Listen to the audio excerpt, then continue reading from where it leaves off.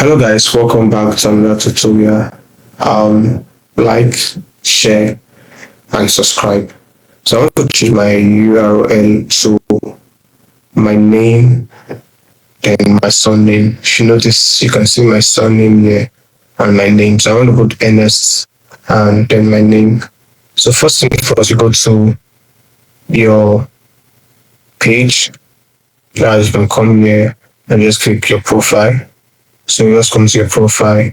Then you notice public profile and URL. So click on that icon. Then you say edit your custom URL. So I would want to change mine to, let's say, Ernest AUB. Make sure you put it Dutch. So yeah, so I'll click on save. So we have updated your settings on all. Most times you might not get the change immediately.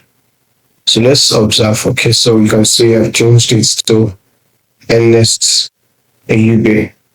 So yeah, so that's how you go about changing your URL.